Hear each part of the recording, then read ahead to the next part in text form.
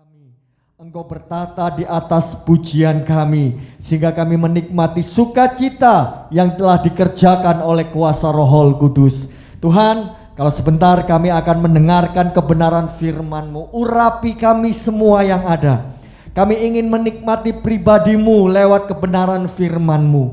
Berbicaralah kepada kami siap menerima, kami siap dibentuk, kami siap ditegur. Firman-Mu benar-benar memulihkan hidup kami. Firman-Mu menguasai hidup kami. Dan firman-Mu menjadi kenyataan di dalam hidup kami. Berbicaralah kepada kami Tuhan saat ini. Kami siap di dalam nama Tuhan Yesus. Haleluya. Amin.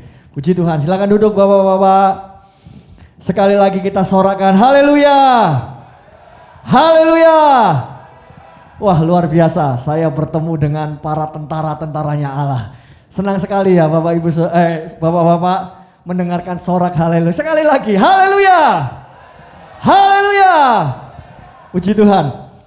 Saya senang sekali malam ini Bapak-bapak yang ada pria Theophilus Blitar, kaum pria GPDI Theophilus Blitar, mengambil keputusan untuk hadir di dalam ibadah kaum pria. Tidak gampang. Ya, saya mau katakan tidak gampang. Hidup itu memang pilihan. Dan pilihan Bapak-bapak hari ini beribadah kepada Tuhan itu luar biasa. Dan malam ini kita akan melihat dan harus jujur di dalam diri kita. Bapak-bapak, kalau kita sudah selama ini mengikut kepada Tuhan, pengiringan kita bertahun-tahun mengiring Tuhan. Di dalam pengiringan kita kepada Tuhan, saya yakin dan kita kita harus jujur, kita tidak boleh berbohong, pasti ada yang namanya penderitaan. Amin, Bapak-bapak, ya. Tidak mungkin yang tidak ada penderitaan, ya, mustahil. Pengiringan kita selama kita ada di dalam dunia, ada yang namanya sebuah penderitaan karena Tuhan. Dan secara otomatis manusia kita akan selalu bertanya, kok saya sudah hidup benar? Saya sudah rajin ke gereja, saya sudah melakukan firman Tuhan, kok saya harus alami penderitaan? Tanda tanya itu pasti akan keluar di dalam hidup kita. Bapak-bapak, kalau kita berbicara tentang namanya penderitaan, tidak ada satu teks pun yang penderitaan di dalam Tuhan. Penderitaan di dalam Tuhan. Tidak ada satu teks pun yang dapat menerangkan dengan detail tentang penderitaan ini. Ini hanya bisa kita hayati, bisa kita mengerti ketika roh kita benar-benar ada di dalam Tuhan. Mengapa orang benar menderita? Dan sebelum kita belajar kepada Yesus, sosok yang sempurna, saya mau mengajak kita belajar pada satu sosok yang luar biasa. Seorang pria bernama Ayub. Ayub, Bapak-bapak sudah ketahui semua, pribadi yang Tuhan izinkan menerima penderitaan. Tuhan izinkan. Iblis datang ke hadapan Tuhan. Iblis bilang, ya iyalah dipagari sama Tuhan. Gimana gak mau enak hidupnya. Coba pagar itu diambil. Tuhan bilang silakan. Tuhan izinkan Bapak. Dan kita tahu kisah dari Ayub. Ayub ini luar biasa, ya, mengalami yang penderitaan. Kita coba lihat langsung di bagian yang terakhir, Ayub 42 ayat yang pertama sampai yang ke-6. Kita mau melihat mengapa orang benar kok menderita. Ayat pertama dikatakan, Ayub 42, maka jawab Ayub kepada Tuhan, aku tahu bahwa engkau sanggup melakukan segala sesuatu dan tidak ada rencanamu yang gagal. Firman-Mu, siapakah dia yang menyelubungi keputusan tanpa pengetahuan? Itulah sebabnya tanpa pengertian aku telah bercerita tentang hal-hal yang sangat ajaib bagiku dan yang tidak ku ketahui. Firman-Mu, dengarlah, maka akulah yang akan berfirman. Aku akan menanyai engkau supaya engkau memberitahu aku. Hanya dari kata orang saja aku mendengar tentang engkau, tetapi sekarang mataku sendiri memandang engkau. Oleh sebab itu aku mencabut perkataanku dan dengan menyesal aku duduk dalam debu dan abu. Bapak-bapak, ada hal yang Alkitab akan tulis yang dari ayat yang telah kita baca. Mengapa Tuhan izinkan kita orang benar, Ayub orang benar mengalami penderitaan?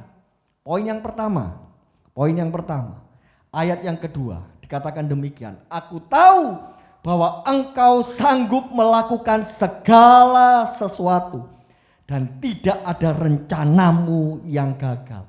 Poin pertama yang saya mau angkat. Penderitaan itu diizinkan supaya kita mengenal kedaulatan Tuhan. Susah Bapak-bapak, secara daging untuk kita dapat menerima kebenaran ini. Penderitaan Tuhan izinkan Ayub mengalami penderitaan supaya Ayub dapat mengenal kedaulatan Tuhan. Dan pengakuan Ayub di sini keadaannya belum dipulihkan loh. Di Ayub 42 ayatnya kedua, ini dia masih sedang mengalami penderitaan. Dalam satu hari dia mengalami harta kekayaannya ludes habis.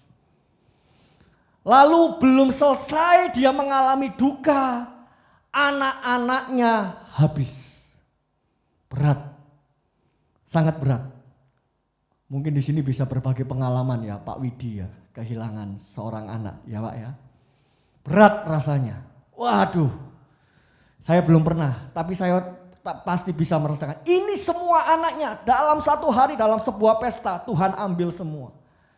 Istrinya yang harusnya mensupport, hari itu bilang, "Pah, sudahlah, kutuki Tuhan, mati wis." Dia ditumbuhi borok-borok yang luar biasa, bayangkan, bertubi-tubi. Padahal Ayub ini orang saleh, belum dipulihkan. Tetapi lewat pengakuan Ayub, Ayub katakan, rencanamu tidak pernah gagal. Itu artinya Ayub mengakui di dalam semua setiap yang dia alami itu semua di dalam rencana Allah. Dan rencana Allah tidak pernah gagal karena semuanya di dalam kedaulatan Tuhan. Ayub belajar akan hal ini. Sehingga ayat yang kedua dikatakan, aku tahu sekarang engkau sanggup melakukan segala sesuatu. Di dalam perkataannya Ayub tidak pernah berdosa. Dia katakan kepada istrinya, Tuhan yang memberi, Tuhan yang mengambil, terpujilah nama Tuhan. Luar biasa Bapak-bapak, sosok ini. Ini biarlah malam hari ini kita dapat mengenal kembali kedaulatan Tuhan yang terjadi di dalam hidup ini. Kalau ini sudah masuk di dalam hidup kita Bapak-bapak, kita tidak pernah akan salah paham dengan Tuhan. Segala sesuatu yang Tuhan izinkan terjadi semua di dalam kedaulatan Tuhan. Dan setiap apa yang Tuhan rencanakan tidak pernah gagal. Itu sebab penderitaan yang Tuhan izinkan di dalam hidup kita. Supaya kita dapat mengenal kedaulatan Tuhan. Di poin pertama ini Bapak-bapak, saya ingin mendengar satu kesaksian dari sekian banyak bapak-bapak tentang belajar tentang kedaulatan Tuhan lewat setiap penderitaan yang Tuhan izinkan. Saya beri satu kesempatan. Mari gunakan kesempatan ini. Silakan maju. Mari Pak.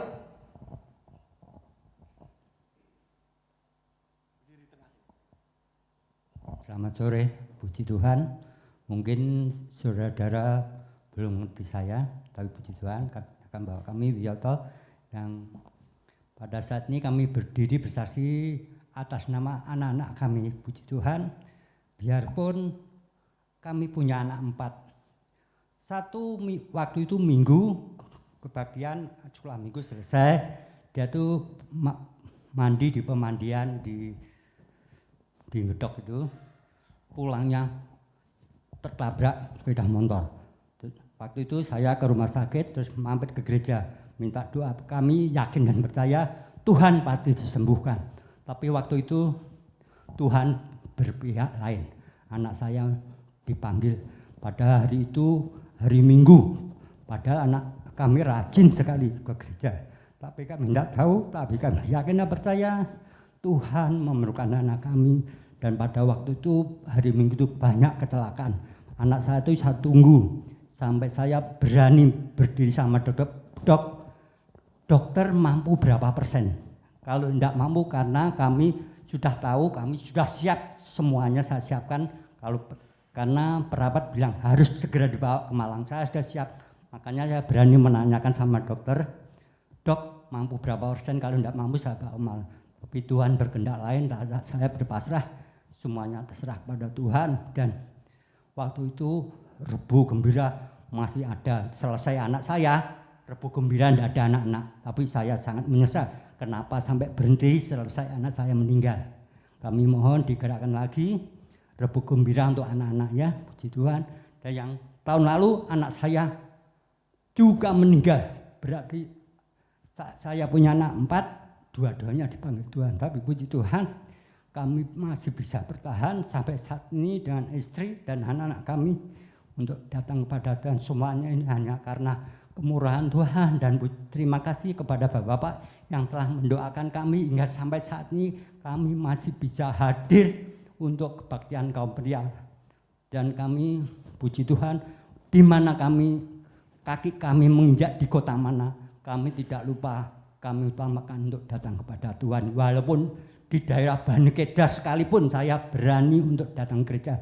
Di Pontianak itu sulit untuk datang gereja, tapi puji Tuhan waktu itu dalam acara temanten saya terima tamu, ada waktu Kedar semua, tapi saya sendiri berdiri, tamu masuk saya langsung keluar untuk kebaktian karena hari itu hari Minggu. Tapi puji Tuhan, Tuhan telah mengantar kami sampai saat ini kami boleh sehat, dan kami mohon bantuan doa kiranya kami masih bisa datang ke rumah Tuhan untuk muji besarkan Tuhan. Walaupun kami sudah tua, tapi puji Tuhan, Tuhan memberi kekuatan kami lebih daripada yang lain. Puji Tuhan, kami kembalikan kepada Bapak.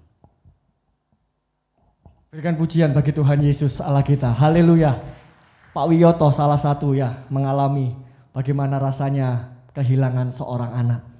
Tapi hari ini Bapak menyatakan bahwa tidak pernah kecewa mengiring Tuhan.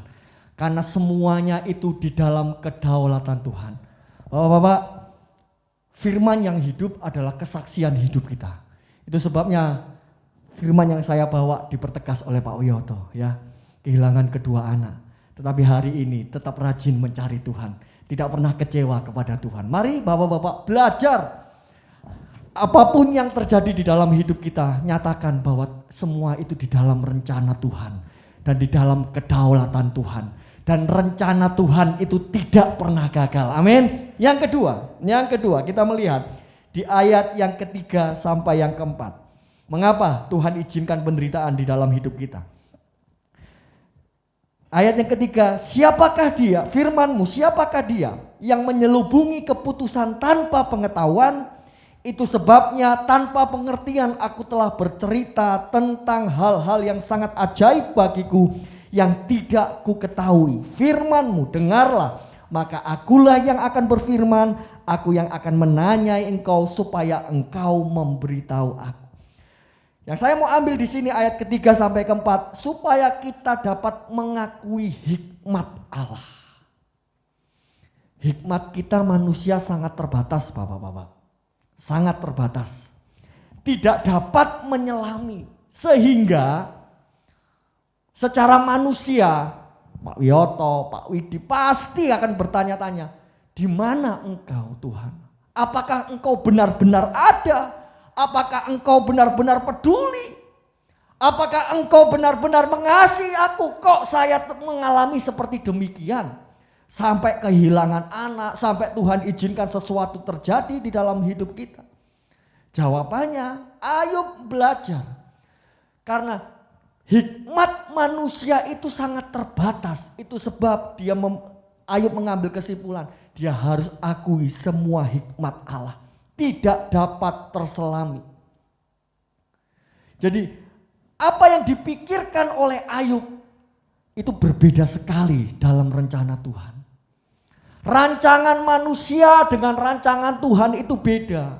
Ya, saya mengatakan bedanya seberapa? Bagaikan bumi dan langit. Seberapa jauhnya langit, bapak-bapak? Kita kalau melihat langit yang biru itu bukan batas langit, itu hanya pandangan mata kita, pantulan dari bayangan laut. Mungkin gitu ya teorinya. Tapi jagat raya itu besar sekali. Saya pernah baca, bapak-bapak, ada satu bintang, dia itu memancarkan sinar. Sinar itu jalan sampai ke satu titik. Itu memerlukan waktu 3 juta tahun. Bayangkan Bapak-bapak, memerlukan waktu sinar itu sampai dari satu titik A ke titik B itu butuh waktu 3 juta tahun. Nah, kecepatan cahaya kalau saya baca 1 detik itu jalan 800 kilo Bapak-bapak. Kalau 1 detik 800 kilo, 1 menit sudah berapa jaraknya? Lah ini butuh 3 juta tahun. Itu berarti besarnya jagat raya itu tidak dapat dihitung. Itulah bedanya rencana Tuhan, hikmat Tuhan dan hikmat manusia. Dan kalau Ayub belajar atas semua yang Tuhan izinkan di dalam hidupnya, dia supaya belajar mengakui semua itu hikmat Tuhan, tidak dapat terselami, tidak dapat terpikirkan oleh manusia. Mari Bapak-bapak belajar apa yang Tuhan izinkan, penderitaan yang kita alami. Semuanya di dalam kedaulatan Tuhan dan itu termasuk hikmat Tuhan. Sehingga kalau hari ini kita tidak dapat mengerti karena keterbatasan hikmat manusia, yakinlah suatu saat kita akan berkata, segala rencana Tuhan itu indah pada waktunya. Amin. Akui bahwa kalau kita itu sangat terbatas, hikmat kita itu sangat terbatas, manusia kita sangat terbatas. Otak kita hanya sekepal tangan. Kita tidak dapat menyelami apa yang menjadi rencana Tuhan. Tetapi kita bisa belajar lewat Roh Kudus, kekuatan Roh Kudus. Untuk kita dapat memahami rencana Tuhan, hikmat Tuhan di dalam hidup kita. Satu kesempatan saya beri di poin yang kedua. Mana penderitaan yang Tuhan izinkan untuk kita dapat belajar mengetahui betapa besar hikmat Tuhan. Saya Bapak-bapak bisa maju ke depan memberi kesaksian dalam hidup. Apa yang dialami ketika penderitaan muncul, lalu kita belajar melihat hikmat Tuhan. Satu kesempatan, mari Bapak-bapak. Pak Widi, puji Tuhan. Mari Pak, di tengah sini Pak.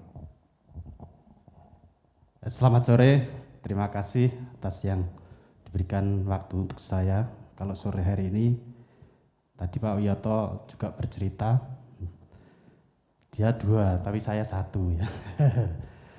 Tapi pada waktu itu saya kerasa kehilangan karena saya menunggu 10 tahun. Ya, 10 tahun saya sudah usaha ke sana, semua dokter di Blitar sudah tak datangi sama istri ya. Yang terakhir itu sampai saya berobat itu di Singsai Taiwan gitu ya. Terus akhirnya dapat anak. Sudah kita berusaha sebaik mungkin setiap bulan kita cek, cari dokter yang katanya yang di Blitar baik gitu ya. Gitu. Saya berserah kepada Tuhan, tapi akhirnya Tuhan tuh tidak izinkan untuk saya pelihara anak ini ya. Pelihara anak ini. Akhirnya pada saat itu Tuhan panggil istri saya sempat depresi ya. Sempat depresi. Setelah anak saya dipanggil, waktu itu saya masih di kasir itu daftar ya. Daftar cepat sekali itu meninggalnya. Karena sebelumnya kata dokter itu anak ini masih hidup gitu ya. Masih hidup. Tapi Tuhan kehendak lain, itu hari-hari itu sudah putus ya, itu mau lahir itu. Setelah saya ibu mertua saya itu saya masih di daftar itu, saya ibu mertua saya ke depan. Dia bilang, anakmu nggak enek, gitu. Saya waktu itu juga lemes, saya berlutut di depan kasir tuh. Saya cuma bilang, Tuhan kuatkan seperti Ayub, ya. Supaya saya tidak menyangkal Engkau Tuhan. Karena apa? Selama ini saya pelayanan kepadamu, setia Tuhan. Apapun saya kerjakan untuk melayani Engkau. Jangan sampai saya menghujat Engkau, ajari saya seperti Ayub, apapun yang terjadi saya tetap terima. Ya. Setelah itu saya ke kamar, istri saya cuma diajak ngomong enggak bisa ya. Karena ya menunggu sekian lama, terus apa yang dia kerjakan, sampai hampir berapa bulan tuh dia depresi, saya cuma berdoa pada Tuhan. Saya harus kuatkan istri saya harus tetap kuat, saya harus tetap minta pertolongan pada Tuhan. Itu yang bisa menguatkan hidup saya. Banyak orang-orang telepon pada saya, Bapak Pendeta, Om itu juga, Tante juga waktu itu almarhum menguatkan saya. Ya, tapi saya yakin percaya bahwa Tuhan akan pulihkan kehidupan rumah tangga saya. Itu keyakinan saya yang bisa menguatkan dalam kehidupan saya, karena hanya Tuhan yang bisa kami andalkan. Mungkin orang lain bicara sabar, kalau sabar, tapi dalam hati ini juga tapi saya yakin percaya, saya cuma berbicara sama Tuhan, ajari saya seperti Ayub supaya saya kuat, itu aja. Terima kasih. Puji Tuhan. Berikan pujian bagi Tuhan Yesus Allah kita. Segala sesuatu yang Tuhan izinkan, semua itu hikmat yang tidak dapat terselami. Bapak-bapak, waktu kita sangat terbatas. Saya ingin menikmati Tuhan di dalam sebuah pujian. Mari pemain musik bisa maju ke depan. Masih ada 2 poin, Bapak-bapak. Tapi saya rindu kita menikmati hadirat Tuhan. Ya, ajarku mengerti segala rencanamu. Menjadi doa kita malam ini. Kita minta kepada Tuhan. Haleluya. Haleluya. Nada E ya Pak. Puji Tuhan. Terkadang dalam manusia kita banyak pertanyaan. Tapi malam ini mari Bapak-bapak kita belajar.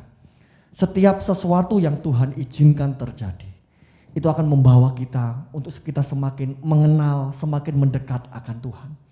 Kita mengerti akan kedaulatan Tuhan. Kita harus akui hikmat Tuhan itu tidak bisa terselami oleh kita.